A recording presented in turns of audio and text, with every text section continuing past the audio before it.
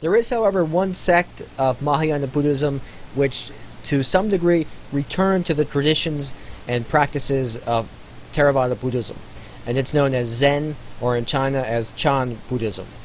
This focuses on meditation as a means to achieve enlightenment instead of worship of the bodhisattvas, and taught that, as the Buddha taught originally, we achieve enlightenment through our own efforts, through our own power, not by relying on the power of divine beings.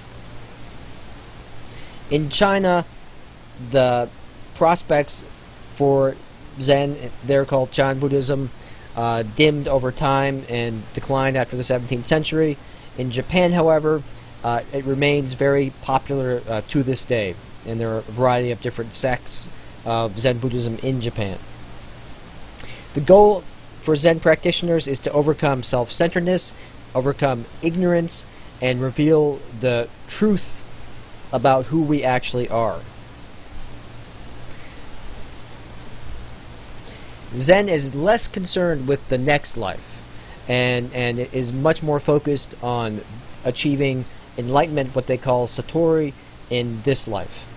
And the way you do that for Zen practitioners is not by reading books, is not by achieving a sort of abstract intellectual understanding of the nature of reality, but through direct experience. Zen is something which needs to be taught by Zen masters, by gurus, whose students then sort of follow in their footsteps and achieve enlightenment through their instruction.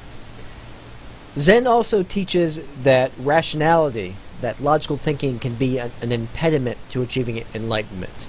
It's our attempt to always make sense of the world, to draw distinctions, keeps us from revealing our true self.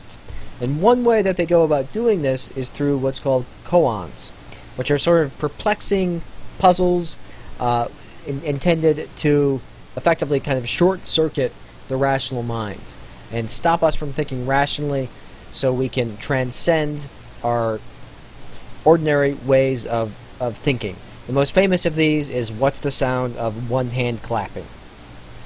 Of course, one hand cannot clap, and so there is no rational answer.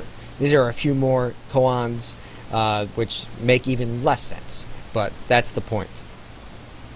So the intellect divides and orders, defines and describes, but how would it be if we were suddenly to apprehend all things at once and simultaneously?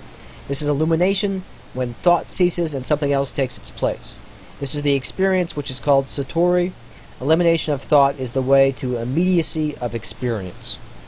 And again, that's the overriding goal of Zen Buddhist practitioners. Zazen is the term used for the main technique of meditation in Zen. Followers of this sect can spend hours and hours and hours in silence attempting to clear their mind. They also engage in physical labor, sort of menial tasks, which are again intended to allow the mind to stop thinking and trying to make sense of everything, and instead to transcend our ordinary mental habits. And so for a Zen practitioner, anything can be a means toward meditation. Doing housework, if done with the proper mindset, can help us move toward enlightenment.